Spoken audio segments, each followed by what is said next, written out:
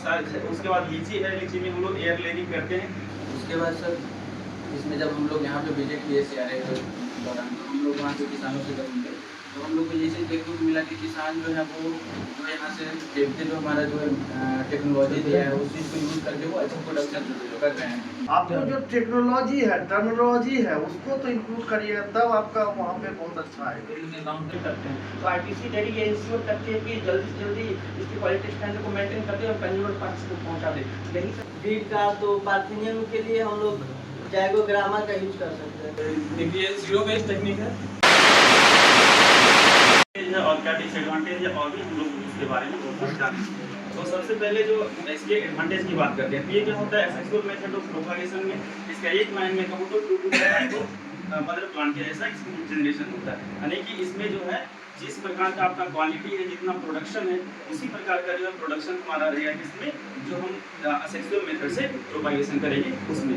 उसके बाद asexual method of propagation करने के कारण क्या होता है कि आपको जो इसमें जो सुसुप्ता अवस्था आता है, जो आप सीड से जर्मिनेशन करेंगे तो वो आपको करना नहीं पड़ेगा। उसके बाद इसका जुवेनाइल फेज मतलब फ्रूटिंग आने में इसमें कम टाइम लगता है। उसके बाद इसमें जो कैनोपी मैनेजमेंट भी आप इसमें आसानी से कर सकते हैं। उसके बाद जो है असेक्सुअल मतलब प्रोपागेशन का में ये भी एक एडवांटेज है कि उसका जो रूट जो होता है वो सरफेस फीडर होता है, तो आप जितना भी न्यूट्रिएंट डालेंगे वो अपटेक कर लेगा। और उसके बाद आपको स्प्रेइंग करने में, हार्वेस्टिंग करने में भी इसमें क्या होता है बहुत ही आसानी होता है। और क्या है सबसे कुछ ऐसे पौधे हैं जिनका हम लोग सीड से प्रोडक्शन नहीं कर सकते, जैसे कि बनाना हो गया, तो उसका सीड जो हम सूटिंग कल्चर करते हैं वो भी इसमें आता है, तो असेक्सुअल मेथड ऑफ प्रोपागेशन में ही आता है। तो ये भी इसका एडवांटेज है। लेकिन कुछ डिसएडवांटेज भी क्या है इसमें। एडवांटेज ये है कि आप कुछ जो है जिसमें कि असेक्सुअल मेथड ऑफ प्रोपागेशन नहीं अपना सकते, जैसे कि हमारा पपाया, तो इसका कुछ डिसएडवांटेज भी है। उसके बाद क्या है कि इसमें जो है डिसएडवांटेज क्या है कि जो ये सेक्सुअल मेथड से जो जनरेशन होते हैं उसका जो गुण जो है ज़्यादा होता है, लेकिन ये जो असेक्सुअल मेथड से जो प्रोपागेशन करते हैं तो थोड़ा 10 साल के बाद उसका जो यील्ड होता है वो डिक्लाइन करने लग जाता है, ठीक है। और उसके बाद हम चलते हैं कि कितने टाइप का जो है इसमें असेक्सुअल मेथड ऑफ प्रोपागेशन होता है। तो इसमें मुख्य रूप से इसको 4 भागों में बांटा है। एक हमारा है कटिंग, दूसरा है लेयरिंग और बडिंग और ग्राफ्टिंग। तो ग्राफ्टिंग में हमने यहाँ भी देखा कि मैंगो में ग्राफ्टिंग किया गया है। उसके बाद हमारा नींबू है और भी बहुत सारे। उसके बाद लीची है, लीची में हम लोग एयर लेयरिंग करते हैं, तो यहाँ पे लेयरिंग में आएगा। तो यहाँ पे मुख्य रूप से ग्राफ्टिंग जो हम देख रहे हैं जिसमें आम में किया गया था, और ये आम में की ग्राफ्टिंग में बहुत ही मतलब कि अच्छा है। इसमें भी बहुत सारे अलग अलग प्रकार के होते हैं, जैसे कि इनाचिंग होता है, बिलियर ग्राफ्टिंग होता है, उसके बाद टंग ग्राफ्टिंग होता है, और भी बहुत प्रकार के होते हैं। लेकिन हम लोग जो नॉर्थ इंडिया में हम लोग मैंगो में करते हैं बिलियर ग्राफ्टिंग करते हैं, और इनाचिंग में क्या होता है हम 2 प्लांट को अटैच कर देते हैं, वो जो हमारा है साउथ इंडिया में होता है। और एक अभी जो रिसेंटली में जो बहुत ज़्यादा हाई मल्टीप्लिकेशन में आया है वो है एपिकोटाइल ग्राफ्टिंग। एपिकोटाइल ग्राफ्टिंग में क्या होता है उसको हम लोग स्टोन ग्राफ्टिंग भी बोलते हैं। वो बहुत ज़्यादा उसका जो मल्टीप्लिकेशन है वो बहुत ज़्यादा हाई होता है। ये हो गया हमारा ग्राफ्टिंग। उसके बाद हम लोग चलेंगे लेयरिंग पे। तो लेयरिंग में क्या होता है कि जैसे भी कोई स्टेम है उसका बाल को हटा करके वहाँ पे हम लोग क्या कर सकते हैं, जो छोटे छोटे किसान हैं मिट्टी को भी अप्लाई कर सकते हैं। नहीं तो हम लोग हाई लेवल पर जाते हैं, उसमें अस्पाइनल मोस होता है, वो वाटर को क्या करता है ज़्यादा कंजर्व करके रखता है। उसके बाद हमको वहाँ पे अस्पाइनल मोस या फिर हम लोग उसमें और भी ऐड करना चाहते हैं तो ऑक्सीजन हमको रूटिंग के लिए उसमें ऐड कर देते हैं, और उसको एक सफ़ेद प्लास्टिक से बांध देते हैं, ताकि हम जब उसमें रूटिंग हो तो हम देख सकें कि इसमें अब रूटिंग आ गया है। उसके बाद उसके पीछे से काट करके हम दूसरी जगह उसको नर्सरी में ट्रांसप्लांटिंग कर सकते हैं, और उसको समय समय पर हम किसानों को दे सकते हैं। और ये हो गया हमारा एयर लेयरिंग। तो एयर लेयरिंग हो गया। उसके बाद है हमारा माउंट लेयरिंग है, सर्पेंटाइन लेयरिंग है, उसके बाद सिंपल लेयरिंग है। तो ये कई प्रकार के होते हैं, एयर लेयरिंग होते हैं। और एयर लेयरिंग मुख्य रूप से हम 2 चीज़ों में करते हैं, एक हमारा अमरूद है और दूसरा हमारा लीची है। ये दोनों में बहुत ही बड़े स्तर पे एयर लेयरिंग किया जाता है। उसके बाद फिर कटिंग। तो कटिंग मुख्य रूप से जो है हम लोग गुलाब में करते हैं। कटिंग में क्या होता है कि सीधे हम लोगों ने स्लैंटिंग कर दिया। 2 प्रकार के कटिंग होता है, एक स्लैंटिंग कट देते हैं, स्लैंटिंग कट, और एक सीधा कट आता है, ताकि हम लोग उसका जो डिस्टिल एंड है और उसको हम पहचान सके, और कौन सा एंड को हम लोग मिट्टी में दबाना है ये पहचान सके। इसके लिए 2 प्रकार का कटिंग लगाया जाता है। तो ये हो गया हमारा कटिंग जो गुलाब में करते हैं। उसके बाद बडिंग है।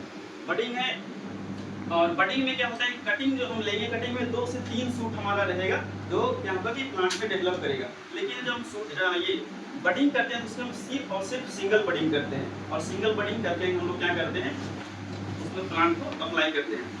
और ये हमारा बडिंग हो गया, उसकी कटिंग हो गया, बडिंग हो गया, लेयरिंग हो गया और ग्राफ्टिंग हो गया। ये तीनों चीज़ें मैंने कवर किया। उसके बाद कि बडिंग में भी 3-4 okay. My name is Priya Kumar Pandey. I am a student of Bihar Agriculture College, Subha Bharat.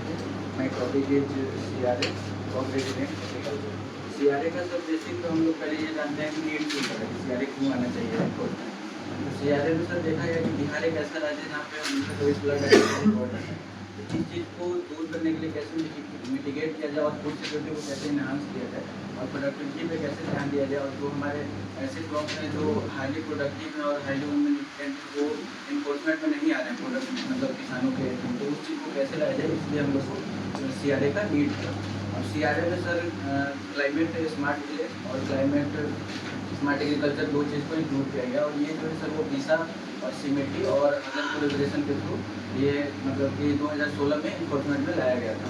उसके बाद सर इसमें जब हम लोग यहाँ पे विजिट किए CRA के दौरान, तो हम लोग वहाँ के किसानों से जब मिले तो हम लोग को ये चीज़ देखने को मिला कि किसान जो है वो जो यहाँ से देखते जो हमारा जो टेक्नोलॉजी दिया है उस चीज़ को यूज़ करके वो अच्छा प्रोडक्शन कर रहे हैं। जो बीट हम लोग बीट का जो वैरायटी था 29-67 उस चीज़ का हम लोग कटिंग भी किए और उसका देखेंगे उसका फसल कैसे मतलब कि ग्रोथ और उसका डेंसिटी क्या है।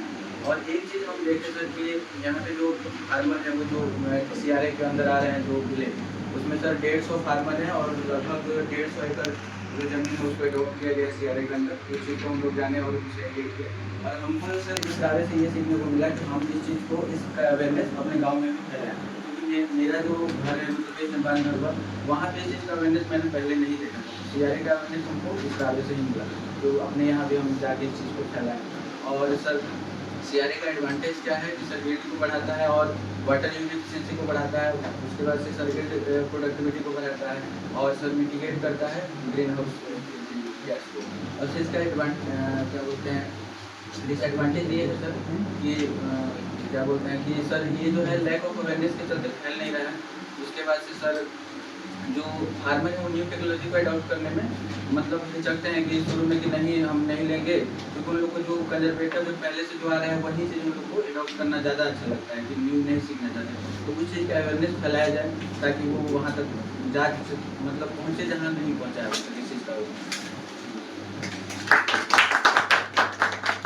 देखिए ज़्यादा समय बोलने का जैसे DSR है, drum seeder, raised bed planter, intercropping, ये आपको आप टेक्निकल वर्ड तो बोलिए, हमको लगता है कि उसको इंक्लूड करने की जरूरत है। और CRA का जो आप कंजर्वेशन को आप कंजर्वेशन तो कर ही रहा है, आपको नेचुरल रिसोर्सेज का आपका वाटर का कर रहा है। इंजीनियर साहब दिन भर इस पर आपको 10 दिन तक बता सकते हैं।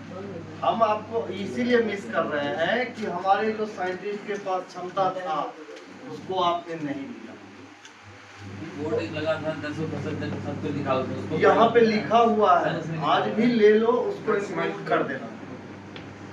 तो हर चीज जो बोल रहे हैं हम इंटरप्ट नहीं करना चाह रहे, लेकिन जो आपको जो टेक्नोलॉजी है टर्मिनोलॉजी है उसको तो इंक्लूड करिएगा, तब आपका वहाँ पे बहुत अच्छा है। जैसे बीच से आप बोल रहे हैं कि हमारा इनकम इन्हांस हो गया, लेकिन आप उसको सुनिए, आप बोल रहे इनकम इन्हांस हो गया, नहीं, क्रॉपिंग इंटेंसिटी पहले आया।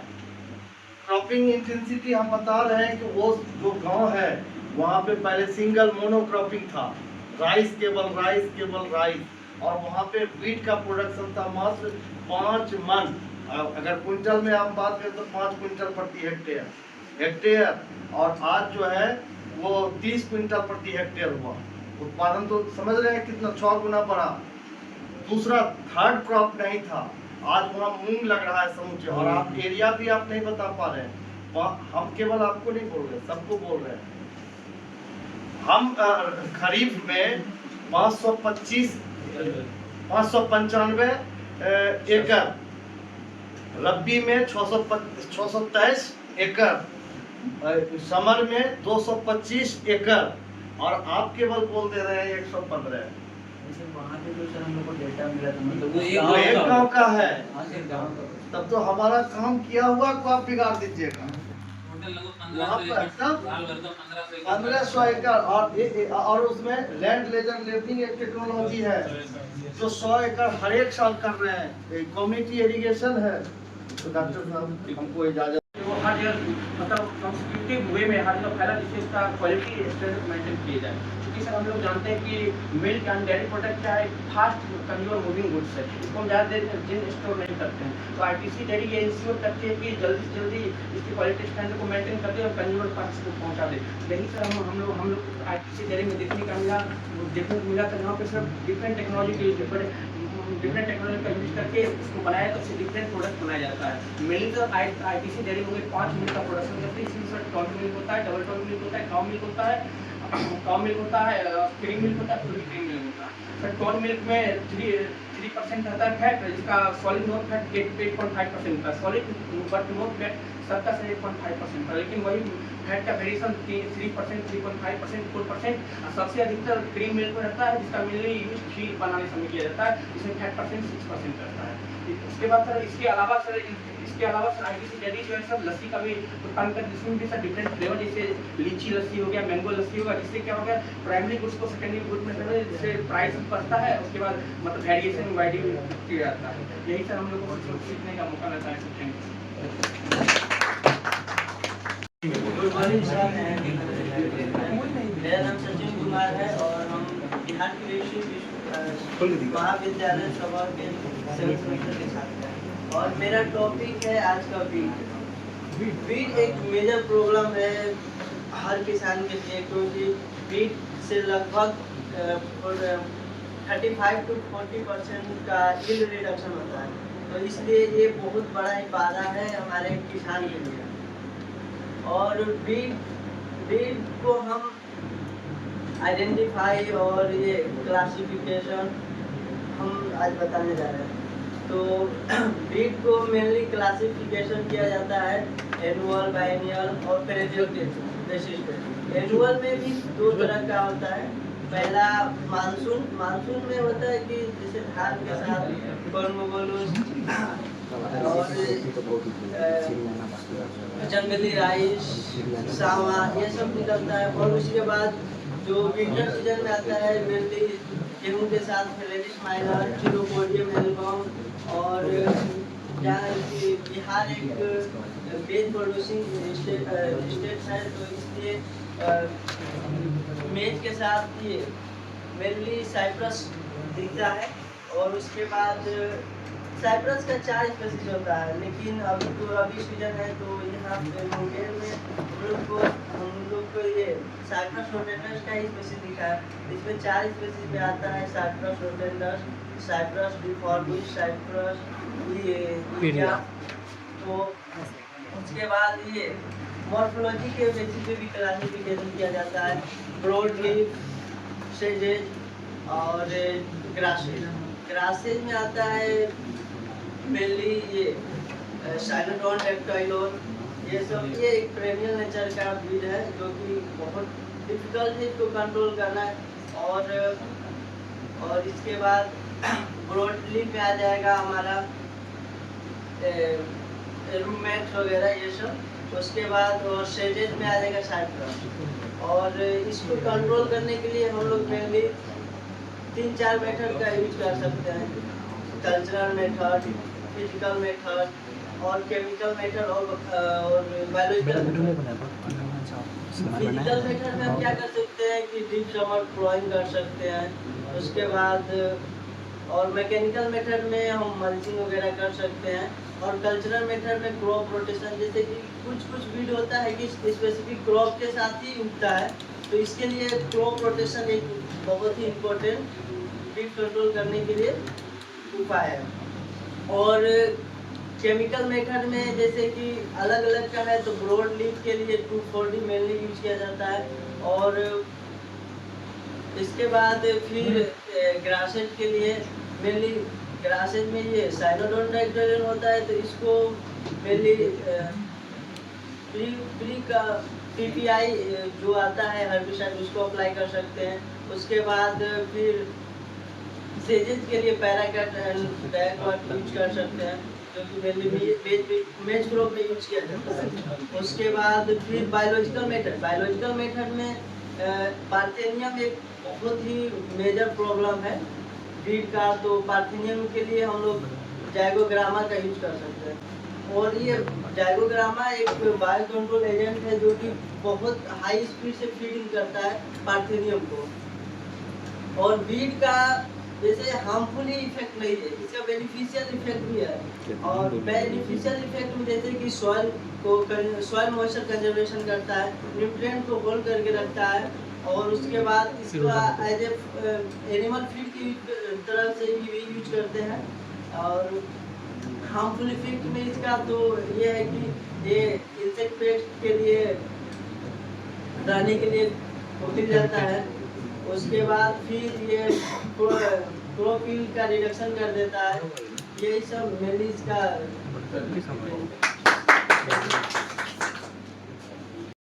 लार्ज स्केल प्रोडक्शन कम स्पेस में कर सकते हैं। इसमें देखिए जीरो वेस्ट टेक्निक है। इसमें हम लोग जो फीड का यूज़ करते हैं और जो फिश जो फीड खाते हैं और जो अनयूज फीड रहते हैं उसको हम लोग अनयूज फीड और जो वेस्ट मटेरियल है उसको हम लोग फीड में रिसाइकल कर सकते हैं, जिससे फिश उसको दोबारा कंज्यूम कर सके। और इसमें हम लोग स्मॉल स्केल में प्रोडक्शन कर सकते हैं। और ये एक टैंक से हम लोग लगभग 4 क्विंटल हम लोग इससे प्रोडक्शन प्राप्त कर सकते हैं।